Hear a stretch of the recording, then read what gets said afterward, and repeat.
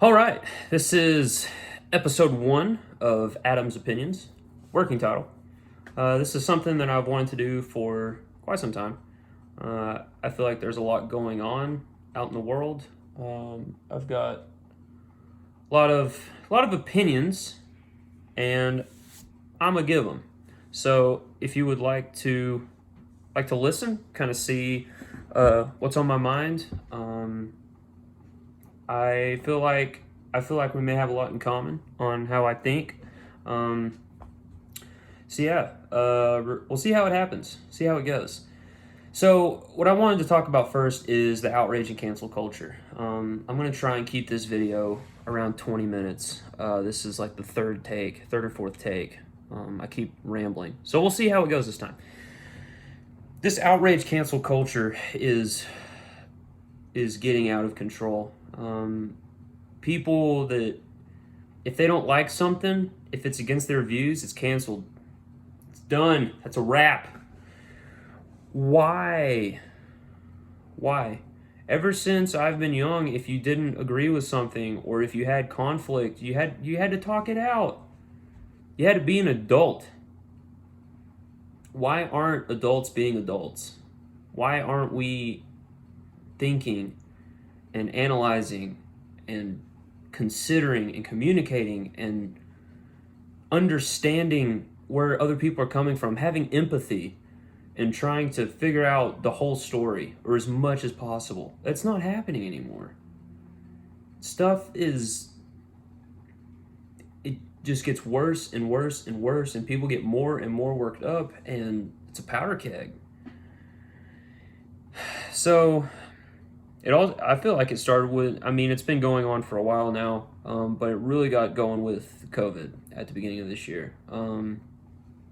Everybody started freaking out very, very quickly. We didn't have all the facts. We didn't know everything that there was to know about this virus yet. It's a new strain. But everyone immediately took to Twitter and to Facebook and started freaking out. There's things about the virus we had, looking back, that we had right. There's also things that we had wrong. Was it right to shut down the country for as long as we did? Blanket shutdown. Was it right to masks?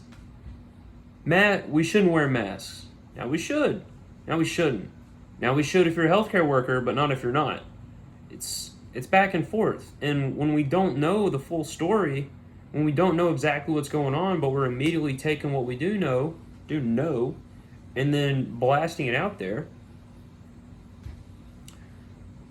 it's irresponsible. And especially for the media to do something like that. Your job as the media is to keep us informed of the things that we can't find out for ourselves on our own. What the government's doing, you're supposed to be their watchdog and keep us informed. That's what you're supposed to do. I can't get into the White House press briefings, but you can. You're supposed to be in there. You're supposed to ask the questions that we would want answered. You're supposed to find these things out. And when you're not doing a good job at that, when you're not vetting the information coming in, when you're not getting your information from multiple sources, when you're not trying to get the whole picture, it's irresponsible. All you're trying to do is be the first. And that means you get more clicks, you get more breaking news. This is a CNN exclusive. This is a Fox News exclusive. You're trying to do that for money, and you're being irresponsible. You need to slow down a little bit. And so with that's when it all started. And then obviously with the George Floyd stuff, it was perfect timing for that. The country, it was an economic downturn a little bit. People have been cooped up inside. People are losing jobs. Everything's bad, and then this happens, which is a terrible thing. I've seen it. It's disgusting. And I'm not defending the cop that did that, anything like that. So don't mistake me. But it was perfect timing for it. because people are afraid. Tensions are high. People's savings accounts are low. People don't have jobs,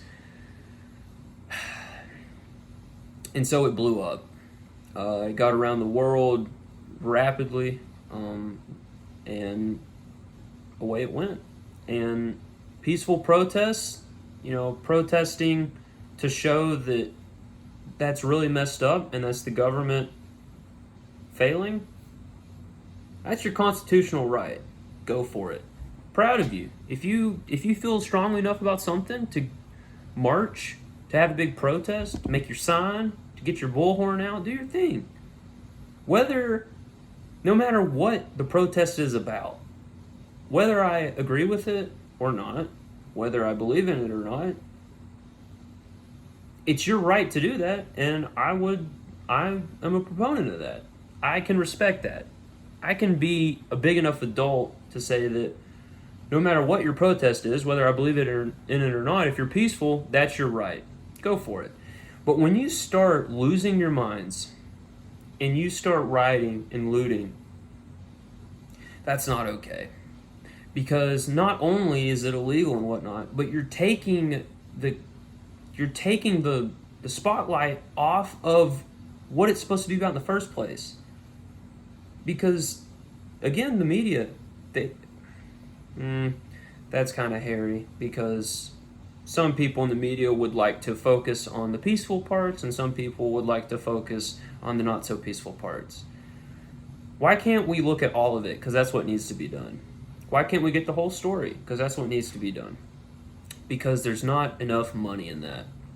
Whether you believe it or not, everyone's got an angle. 99% of people have got an angle. There's a few people out there that are great people that they try to have as little angle and as little bias as possible, and good for them. But the media, not so much. They're in it for the money, and for the clicks, and for the ads, and they're gonna peddle what they need to peddle. So that started being bad, and some of the people may have been the original protesters that were peaceful that kind of went off the rails a little bit. Some of them may be anarchists, some of them are opportunists, what have you. But that is continuing with the outrage and cancel culture. And now we're starting to see the statues being torn down. Statues of people that are racist. And it's interesting that is such an easy term to be applied to anyone. Because how do you defend that? If you say anything negative about Black Lives Matter movement, or even if you say, hey, we need to know all the facts about George Floyd or the guy that got killed in the Wendy's parking lot, Rayshon Brooks, Mr. Brooks, we'll say. If you start getting outraged about all that before you have the facts, there's the mob mentality. And if you try to say, hold on, like I want to see everything that's going on. I want full front to, start to end video. I need to know the background. We got to know what's going on before you form an opinion. If you say that, you can easily be labeled as a racist. And how do you defend that? I've never seen a good defense of that. Whether you're racist or not. It's so... And being called Nazi. Those are the hot terms. If you don't agree with something that a particular person or ideology may believe in, you're a Nazi or a racist. And then you get canceled for it. If you have a business, if you're on TV, any of those, anything at all, you can get canceled. Like that. People have been getting canceled so much. And now we're canceling these statues. If we have a statue of someone that is a racist to the bone, and they're known for having a big old plantation, and that's why they have a statue, because they were a good old Southern boy, and they were the mayor of the town in 1805 or whatever, and everybody loved them. They got a statue. Okay? So, hey, let's tear down this statue because this guy is a racist. Now, first of all, it's illegal. That's destruction of property. If you spray paint this stuff, it's vandalism. That's not cool. You can't do that. And you're not going to get respect from people that have any respect for what's good and right in the world if you're breaking the law like that. Now, if you want to start a petition in your local community and petition the government peacefully, get signatures, that sort of thing, hey, this statue, during that time, it was a societal norm. If someone had a slave, I'm not saying that that's not bad. It's despicable. It's disgusting. Slaves, it's terrible. And there's slavery going on still all over the world today. And I think it needs to be rooted out and destroyed. Slavery is a disgusting thing. To take down the statue, let's start this petition and let's have it removed and put in storage or brought to a museum. That's great.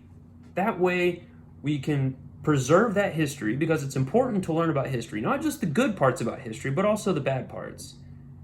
You've heard the saying, you're doomed to repeat history if you don't learn from your mistakes, So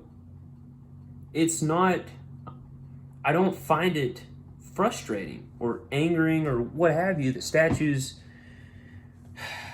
of proposed, it's a P word, these racists are getting torn down. You got to do it the right way. If people don't respect the way that you're going about things, you can't have a good movement. Martin Luther King Jr. was peaceful. Listen to his speeches, watch his marches. He was peaceful. You garner more respect when you act like an intelligent adult. But when you're rioting and looting and burning things down and blocking roads and pulling people out of vehicles and punching them and getting so outraged at how dare this semi-truck driver try to get through this interstate to do his job. He's not respecting our march or our protest or whatever. You think that guy's going to respect you now after you got so outraged over that and tried to beat him up or whatever? No. So, and then you've got, I want to say it was St. John's Cathedral in Washington, D.C. Got vandalized, got spray painted.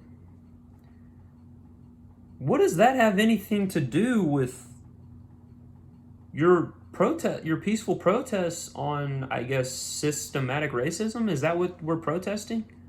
Is that what everybody's protesting, is systematic racism that needs to be fixed, that cops are evil to the bone?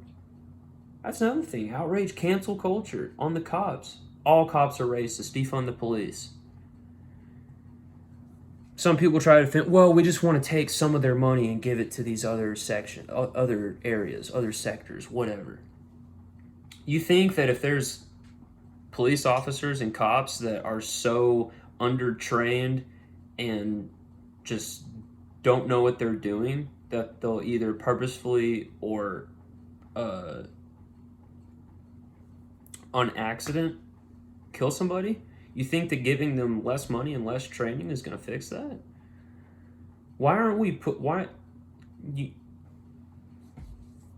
If you want better officers and better policemen and better cops, you can't pay them less and give them less training. They need more. They need to be spending at least 20 to 30% of their time doing training. Jocko Willink on the Joe Rogan podcast was talking about that. They need more training. They should know martial arts better. Every cop needs to have at least XYZ belt in jiu-jitsu or whatever martial art so they can detain someone who is being unruly, whatever, and they can have confidence in their own abilities to keep someone subdued safely and thoroughly. Because if you've got a black belt in jiu-jitsu and someone is trying to fight back at you, you can probably put them on the ground pretty easily, for the most part. If you're 5'2" and it's someone that's 6'7", maybe a little bit more difficult. But the point is, once you get someone on the ground, you should be able to handle them since you know how to do that. And that comes from training. if you're taking their money, they're not going to be able to pay for that training. So that's not great. People just, we've got to think more. You got to slow down. Please just talk more to each other. Stop getting so worked up so quickly. Try and have a bigger view. It's not, everything that happens is not isolated events. Everything is going together. And if you think that the people at the top, the politicians, especially the really corrupt ones, don't know that and aren't playing you and me on those principles, you're clueless. I'm sorry, but you're lost. Those people have made careers out of decades of manipulation and just being slimy. And there's some politicians, do a good job, I'm sure. But a lot of them, they're slimy, they're gross. They want the power, they want the money, they want to manipulate, they want to do everything they can to keep it. And segmenting and dividing people is the easiest way to keep your power, because if you've got everybody divided up into different groups that can't be adults and talk to each other, they're never going to coalesce to get you out of office. So I just really hope people just slow down a little bit and try to think a little bit more, be a little bit more analytical, try to see the bigger picture on what's going on. There's a lot more at stake than what you may believe. It's worrying seeing how fast it's progressing. It's a runaway train. If something happens this month or next month, no matter what it is, if something big happens, China just had a military encounter with India, in northern India. Boy, wouldn't that be what we need? China to invade India. Another big war. Wouldn't that be perfect timing with all this going on? Or North Korea screwing with South Korea. Or what have you. Or something closer to home. Something happens, it could be really bad. It could be really bad. And we're not going to get off this track until people calm down a little bit and talk to their neighbors, talk to people across the aisle from you, talk through our problems like adults. You got to be an adult. At what age are you going to grow up and stop just consuming everything that's fed to you and acting on it? I mean, that's one of the biggest differences between adults and kids. Kids, they get input and they get whatever, and they go. They're very reactive. Come here, buddy. They're very reactive and they go. Adults need to be better at understanding and critical thinking. That's what makes us not run out into traffic, because we think. So we need to think more. And the last thing I'm going to talk about is just the whole statues thing. The issue with that is, where does it stop? If we're going to start tearing things down and trying to pretend that our history didn't happen, that slavery and racism wasn't a thing, does it eventually start getting taken out of textbooks? Does it come out of museums? Where does it stop? And once we start whitewashing our history, that's really, really bad. That's a slippery slope for sure. That's not a place where you want to go. And honestly, who looks at a statue of someone from 200 years ago that may or may not have owned slaves and goes, you know what? That makes me feel a little bit more racist today. I want to be a little bit extra racist. What is that statue doing? I mean, is it a perspective of that person loved slavery and so now 200 years later I feel oppressed? I don't know what it is. And It just doesn't make any sense to me. Why? Put them in a museum if you hate them so much, but don't destroy our history. You can't destroy history. You got to learn from it. If you are getting so outraged by a statue that you've got to cancel it, you may need to do a little self-reflection. If you are so outraged over a cartoon from a few decades ago that you've got to cancel it, you may need to do a little self-reflection onto why you get that mad that easily. If someone doesn't post a black square on their Instagram and you unfollow them without thinking about why they may not have, or having empathy, or communicating with them, and you just immediately cancel them, you may need to have a little self-reflection on why you get so angered so easily. You gotta understand that people are gonna use that against you.